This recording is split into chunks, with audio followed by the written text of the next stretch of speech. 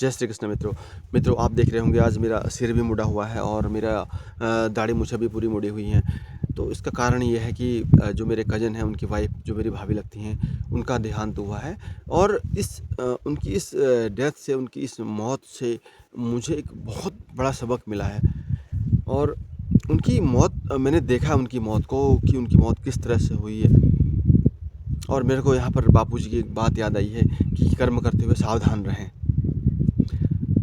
और मैं आपको बताऊँगा उनकी मौत जो हुई वो ब्रेन स्ट्रोक के कारण हुई है। उनका जो राइट साइड था, पूरा राइट साइड उनका एकदम डेड हो चुका था। सडनली एक उनको उल्टी आई और उस उल्टी आने के बाद रहे होंगे 1.5 दिन करीबन वो रहे और हॉस्पिटलाइज़ भी हुए। लेकिन हॉस्पिटल में डॉक्टर्स ने उनको लगभग 1% उनका बचने का चांस बताया था।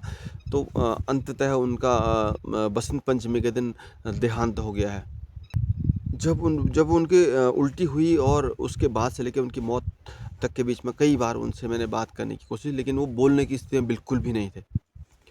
और जब भी कोई उनको कुछ आवाज़ लगाता, जब मैं भी उनको भाभी करके आवाज़ लगाता था, तो उनके मुँह से केवल ऐसे आवाज़ निकलती थी, कोई रिस्पॉन्ड नहीं कर पा रहे थे। और जब उनके रिलेटिव आए ना, उनकी बहनें आई, तो वो लोग जब आए ना, उनकी आँखों से आँसू निकल रहे थे, मगर वो रिस्पॉन्ड नहीं कर पा रहे थे, ना कुछ बोल पा रहे थे, कुछ भी रिस्पॉन्ड नहीं कर पा रहे थे।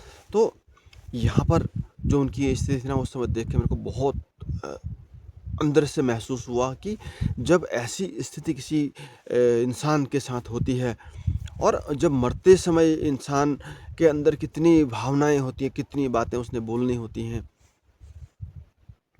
तो वो व्यक्त नहीं कर पा रहे थे वो। तो कितनी अंदर से घुटन होती होगी उस समय, कैसा महसूस करता होगा इंसान। ना वो हिल पा रहा है, ना बोल पा रहा है, ना व्यक्त कर पा रहा है। केवल उनकी जो आँखों की आँसुओं की धार थी, वो हमें पता लग रहा था उससे कि इनके अंदर अभी क्या बीत रही है। तो ये मेरा छोटा-सा वीडियो बनाने का यही उद्देश्य है कि हमें जो बापूजी जो बातें बता रहे हैं, जो भी हमें महापुरुष सन्मार्ग पर चलने की बात करते हैं, तो हमें उनकी बातों का अनुसरण करके सही मार्ग पर चलना चाहिए, ताकि हमारा जो परलोक गमन का जो प्रोसेस है ना, जो वो प्रक्रिया होगी, वो सही गति से होगी। जो नाम जप का हमें जो दिया गया है, मंत्र जो दिया जाता है, उसका हम पूरा अनुसरण करें, पूरा नियमित नाम जप करें। जैसे हमें नियम हमारे गुरुजी के द्वारा दिए गए हैं, उन नियमों का हम पालन करें, तो हमारी गति बहुत सही होगी, ऐसा मेरा मानना है। और इस तरह की घटनाएँ क्या आपने कभी देखी हैं? और आप इस बारे में क्या महसूस करते हैं? आप ज़रूर हमें बताएँ।